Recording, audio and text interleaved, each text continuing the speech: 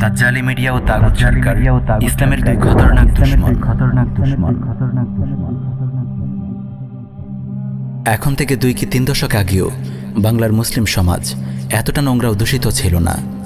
মুসলিম নারীদের পর্দা ছিল, অশ্লীলতা ও বেহায়াপনার এতটা জোয়ার তখন ছিল না।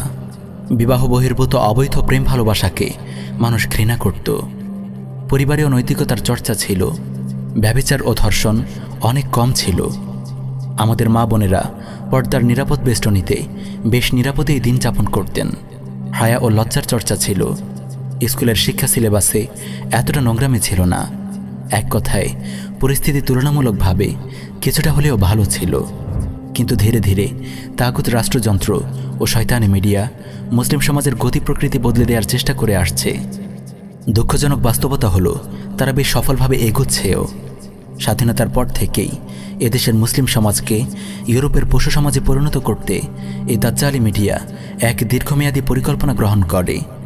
মুসলিম সমাজকে পশু সমাজে পরিণত করার এই অপকর্মে সবচেয়ে বেশি অবদান রেখেছে নাটক ও সিনেমা।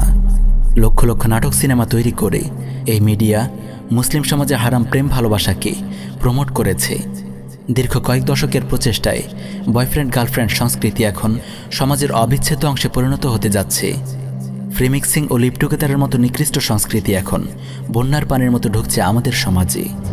এমনকি সমকামিতা ও পশুকামিতার মতো বর্বর শয়তানিও আমদানি করার চেষ্টা চলছে জোরে সোরে। পর্নের নীলজোয়ারে ভাসছে মুসলিম কিশোর কিশোরীরা। ব্যভিচার ও ধর্ষণের পর এবার আসছে বিকৃত যৌনাচার।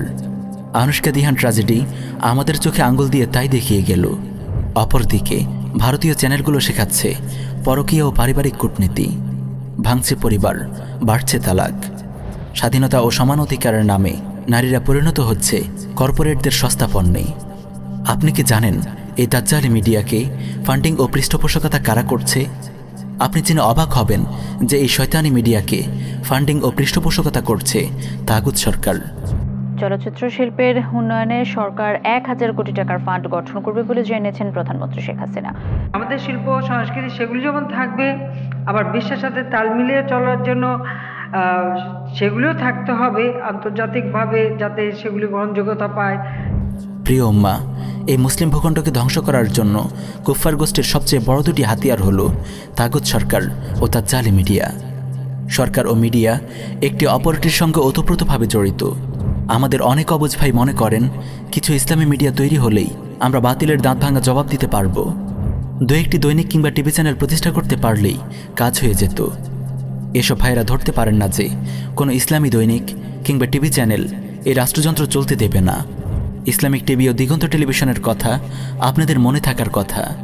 কিছুটা ইসলাম ঘেঁষা ছিল বলে এই চ্যানেলগুলোকে বন্ধ করে দিয়েছে তাগুত সরকার। দাজ্জালি মিডিয়ার বিরুদ্ধে আপনি কিছু করতে গেলেই তাগুত সরকার আপনার হাত পা বেঁধে ফেলবে। একটি তাগুতি রাষ্ট্রযন্ত্র কখনোই ইসলামী মিডিয়াকে সহ্য করবে না। শ্রদ্ধেয় আলেম সমাজ, যতদিন এই তাগুত সরকার ও রাষ্ট্রযন্ত্র বহাল তবিয়তে থাকবে এই দাজ্জালি মিডিয়ার ইসলাম বিধ্বংসী কর্মকাণ্ডের বিরুদ্ধে আমরা কিছুই করতে পারবো না। এই দাজ্জালি মিডিয়ার বিরুদ্ধেও কার্যকর কোনো প্রতিরোধ গড়ে তুলতে পারবো না। যতই দিন যাবে এভাবে আমাদের সমাজকে তারা পশু সভ্যতায় পরিণত করে ছাড়বে।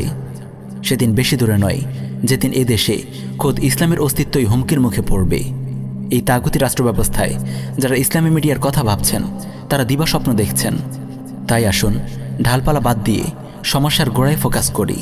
এই কুফরি গণতান্ত্রিক রাষ্ট্র ব্যবস্থার বিরুদ্ধে সামাজিক আন্দোলন গড়ে তুলি, জনমত তৈরি করি, সোশ্যাল মিডিয়ায় নিজেদের শক্তিশালী অবস্থান তৈরি করি।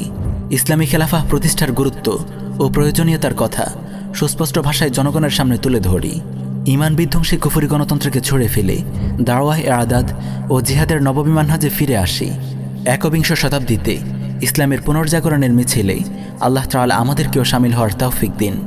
আমিন ইয়া রাব্বাল আলামিন।